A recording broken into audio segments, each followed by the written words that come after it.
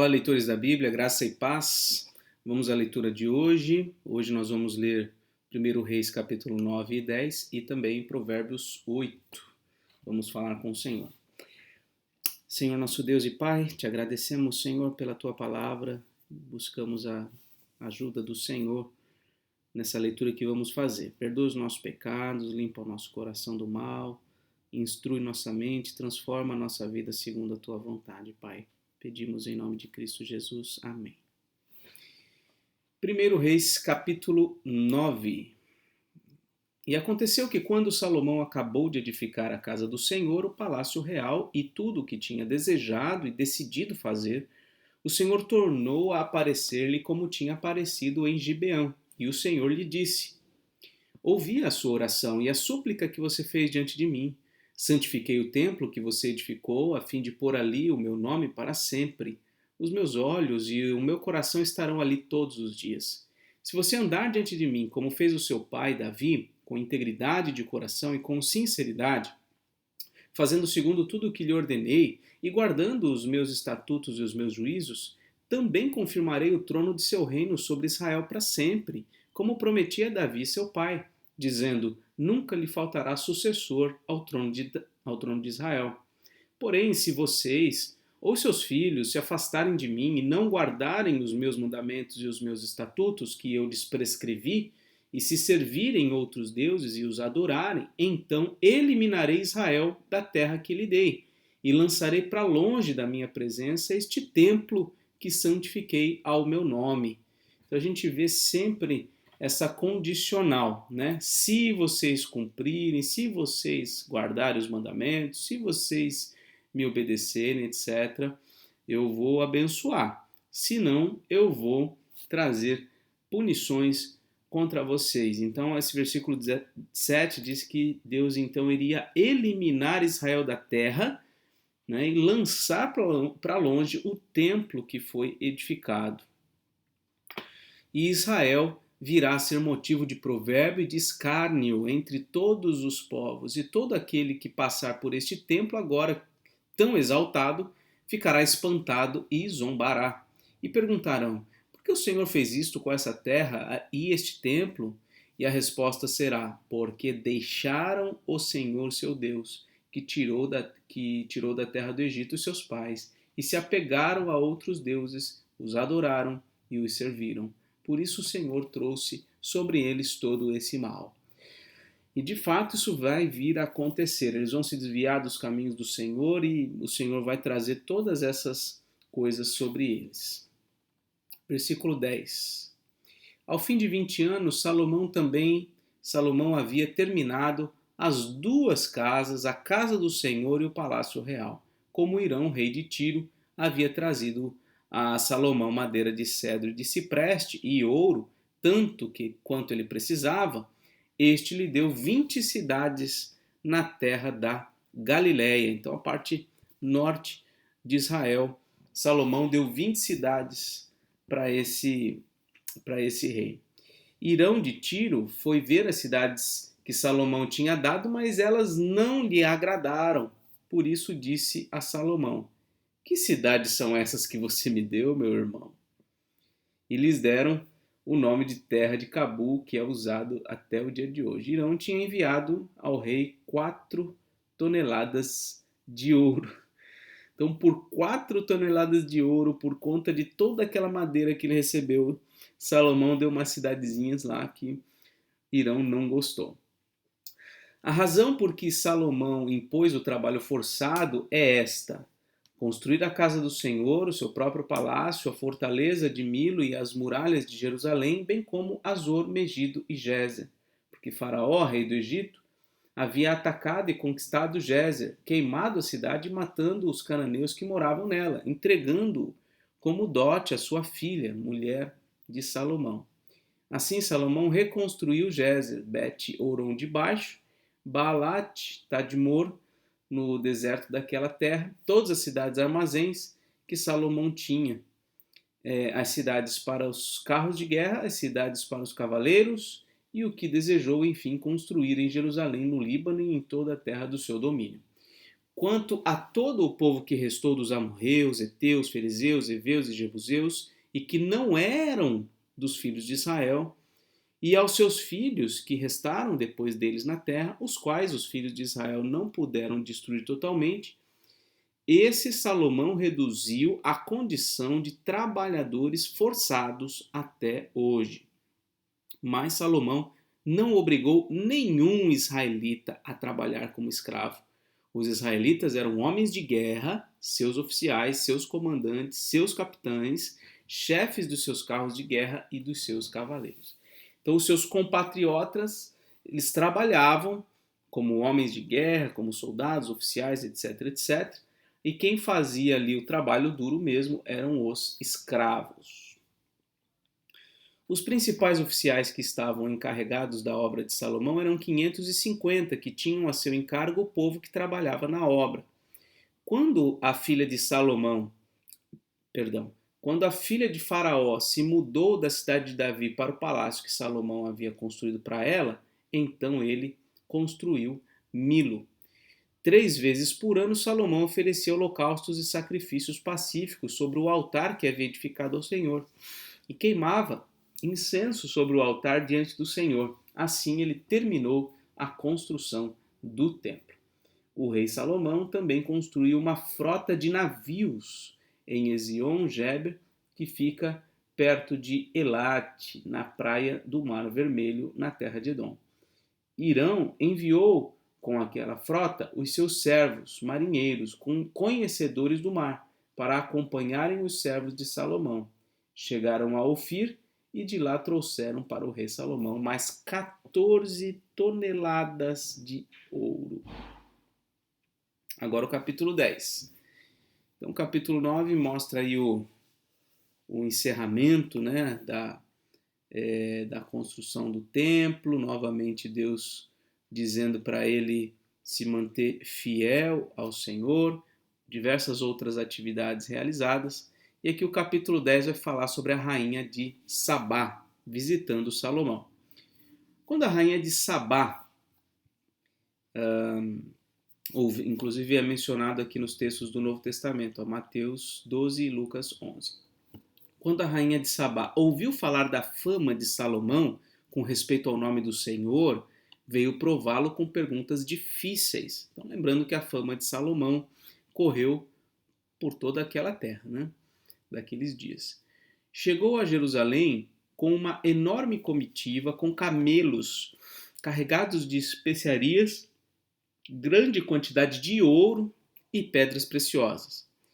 Ela se apresentou diante de Salomão e lhe expôs tudo o que trazia em sua mente. Por que ela chega aqui com tantos camelos, com tantos presentes, né? São presentes mesmo. Ela não vai visitar Salomão de mãos vazias, ela leva presentes para Salomão. Ela se apresentou diante de Salomão e lhe expôs tudo o que trazia em sua mente. Salomão respondeu todas as perguntas que ela fez e não houve nada profundo demais que o rei não pudesse explicar. Quando a rainha de Sabá viu toda a sabedoria de Salomão, o palácio que ele havia construído, a comida que era servida na mesa dele, o lugar dos seus oficiais, o serviço dos seus criados, os trajes deles, os seus copeiros e o holocausto que oferecia na casa do Senhor, ficou como fora de si. Ela ficou absolutamente surpresa em ver as coisas como eram lá no reino de Salomão. Tudo organizado, as roupas, tudo feito com excelência, tudo no seu devido lugar. Ela ficou surpresa, admirada com tudo isso e disse ao rei: é verdade o que ouvi na minha terra a respeito de você e a respeito da sua sabedoria. Eu, porém, não acreditava naquelas palavras, até que vim e vi com os meus próprios olhos. Eis que não me contaram nem a metade. Você supera em sabedoria e prosperidade a fama que eu vi. Felizes os homens à sua volta. Felizes estes seus servos que estão sempre diante de você e que ouvem a sua sabedoria. Bendito seja o Senhor. Olha só, as palavras dessa mulher, rainha de Sabá, não tinha nenhum compromisso com Deus, mas ela diz: Bendito seja o Senhor, o seu Deus, que se agradou de você e o colocou no trono de Israel. O Senhor ama Israel para sempre e por isso ele o constituiu rei para que você execute o juízo e a justiça. Ela entregou ao rei 4 toneladas de ouro, grande quantidade de especiarias e pedras preciosas. Nunca mais veio especiaria em tanta abundância como a que a rainha de Sabá ofereceu ao rei Salomão. Então veja a força de atração que Salomão e o seu reino estavam exercendo. A rainha de Sabá é uma, possivelmente outros chefes de estado foram também conhecer Salomão. Então veja como é importante, né, a gente dar esse bom testemunho, a gente ter uma igreja, uma vida organizada. Não sou exemplo para ninguém, mas até tem uns livros aqui meio bagunçados aqui, mas é importante a gente ter uma vida organizada, uma igreja organizada, tudo no seu devido lugar, tudo funcionando adequadamente, porque quando as pessoas de fora vêm, elas observam e elas associam o nosso modo de vida ao Deus que nós servimos. E possivelmente a gente deve causar uma boa impressão a fim de que as pessoas se interessem em terem elas mesmas isso em suas vidas. Então, continuando aqui, versículo 11, também os navios de Irão que transportavam o ouro de Ofir traziam de lá grande quantidade de madeira, de sândalo e pedras preciosas. Dessa madeira de sândalo, o rei mandou fazer corrimões para a casa do Senhor e para o palácio real, bem como harpas e liras para os cantores. Tal madeira nunca se havia trazido para ali, nem se viu mais semelhante madeira até o dia de hoje. Então, uma madeira especial, madeira de sândalo. O rei Salomão também deu presentes à rainha. Deu à rainha de Sabá tudo o que ela quis e pediu, além de tudo o que lhe deu por generosidade real. Então ela voltou e foi para a sua terra, ela e os seus servos. O peso do ouro que se trazia a Salomão a cada ano era de cerca de 23 toneladas, além do que entrava dos vendedores e dos negociantes, de todos os reis da Arábia e dos governadores da terra. O rei Salomão fez 200 grandes escudos de ouro batido, empregando 7 quilos e 200 gramas de ouro em cada escudo. Fez também 300 escudos menores de ouro batido, empregando 1 quilo e 800 gramas de ouro em cada escudo. E o rei os pôs na casa do bosque do Líbano.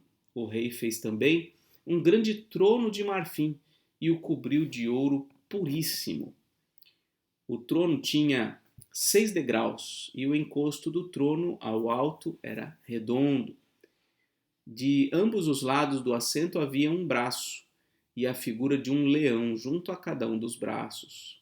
12 leões estavam ali sobre os 6 degraus, um em cada extremo destes.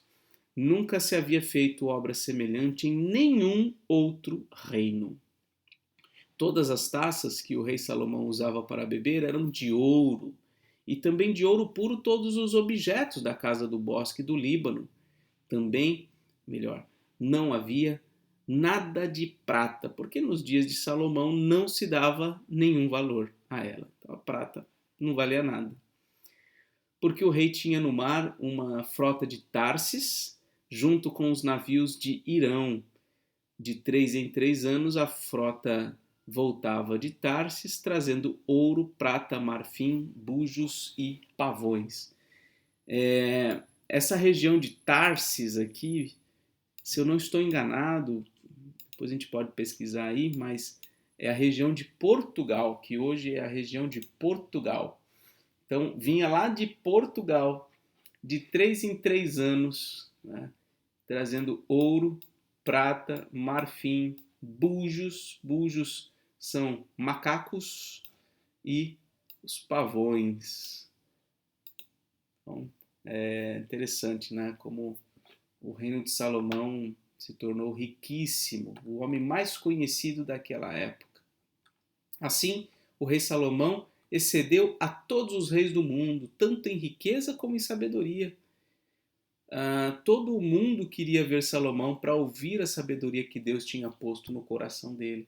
Então, nesse sentido, ele representa também o Messias, representa o Cristo, aquele que é Rei dos Reis, aquele que excede em poder e glória todos os reinos da terra e também excede em sabedoria a todos. Todo mundo queria ver, como eu já disse aí, Salomão, para ouvir sua sabedoria. Versículo 25. Cada um trazia o seu presente. Cada um dos reis trazia um presente para ele. Objetos de prata e de ouro, roupas, armaduras, especiarias, cavalos e mulas. Eles queriam ter uma boa relação com Salomão. E foi assim ano após ano. Salomão ajuntou carros de guerra e cavaleiros. Tinha 1.400 carros de guerra e 12.000 cavaleiros que espalhou pelas cidades onde mantinha os carros, deixando uma parte junto ao rei em Jerusalém. O rei fez com que em Jerusalém a prata fosse tão comum como as pedras e os cedros fossem tão numerosos como os sicômoros que estão na Cefelá. Então a prata era absolutamente comum. Então, veja, se a quantidade de ouro era essa tão maravilhosa, assim, tão imensa, imagina a quantidade de prata que não tinha ali. Versículo 28. Os cavalos de Salomão vinham do Egito e da Cilícia, e comerciantes do rei os importavam da Cilícia por certo preço. Importava-se do Egito um carro de guerra por 600 moedas de prata e um cavalo por 150. Nas mesmas condições, as caravanas os traziam e os exportavam para todos os reis dos heteus e para os reis da Síria. Muito bem, terminamos aqui o capítulo 10. Agora vamos a Provérbios 8. A excelência da sabedoria. Então, é interessante, né, como os textos vão criando paralelos nas nossas leituras, né? Aqui nesse capítulo 8, um capítulo clássico para falar da sabedoria de forma personificada, né? Salomão, ao escrever o livro de Provérbios, nesse capítulo 8, ele vai se referir à sabedoria como uma pessoa, como alguém que tem características pessoais, né? E nós vamos ver isso aqui. Por acaso não clama a sabedoria e o entendimento não faz ouvir a sua voz? A sabedoria se coloca no topo dos lugares elevados, junto ao caminho, nas encruzilhadas das veredas, junto aos portões, à entrada da cidade, à entrada dos portões, ela está gritando. Então a sabedoria está em vários lugares aí gritando. E o que ela grita? Versículo 4. É para vocês, homens, que eu clamo, e a minha voz se dirige aos filhos dos homens. Vocês, ingênuos, entendam a prudência, e vocês, tolos, entendam a sabedoria. Escutem, pois falarei coisas excelentes. Os meus lábios dirão o que é reto, porque a minha boca proclamará a verdade. Os meus lábios detestam a maldade. Todas as palavras da minha boca são justas. Não há nelas nenhuma coisa torta, nem perversa. Todas são retas para os que têm compreensão e justas para os que acham o conhecimento. Aceitem o meu ensino em vez da prata e o conhecimento em lugar do ouro escolhido. Porque a sabedoria é melhor do que as joias e tudo que se possa desejar não se compara a ela. Então a gente se admira, né, com o valor das coisas, com o preço das coisas, com a riqueza das coisas, mas Salomão está dizendo muito mais valioso do que qualquer objeto de prata, de qualquer coisa, é a sabedoria. E aí ele diz, olha só como a sabedoria é uma pessoa aqui nessa narrativa. É ela quem grita, chamando os homens a conhecê-la, e ela diz aqui, ó, eu, a sabedoria, moro com a prudência e disponho de conhecimento e de conselhos. O temor do Senhor consiste em odiar o mal. Eu odeio a soberba, a arrogância, o mau caminho e a boca que fala coisas perversas. Meu é o conselho e a verdadeira sabedoria. Eu sou o entendimento, minha é a fortaleza. Por meio de mim, os reis governam e os príncipes decretam justiça. Por meio de mim, governam os príncipes, os nobres e todos os juízes da terra. Eu amo os que me amam. Os que me procuram me encontram. Riquezas e honra estão comigo, bens duráveis e justiça. O meu fruto é melhor do que o ouro refinado, e o meu rendimento é maior do que a prata escolhida. Quer dizer, se tem um ativo promissor, se tem um ativo que garante boa, excelente rentabilidade para o seu investidor, esse ativo é a sabedoria. Ando pelo caminho da justiça e sigo as veredas do juízo, para dotar de bens os que me amam e encher os seus tesouros. Então, sabedoria é uma pessoa que está gritando, chamando as pessoas a conhecê-la. E ela segue dizendo aqui, o Senhor me possuía no início da sua obra. Essa sabedoria era possuída, né? Ela pertencia ao Senhor Deus no início da sua obra, antes das suas obras mais antigas. Fui estabelecida desde a eternidade, desde o princípio, antes do começo da terra. Nasci antes de haver abismos, quando ainda não havia fontes carregadas de águas, antes que os montes fossem firmados, antes de haver colinas eu nasci. Deus ainda não tinha feito a terra nem os campos, nem sequer o princípio do pó do mundo. Deus não tinha feito nada ainda.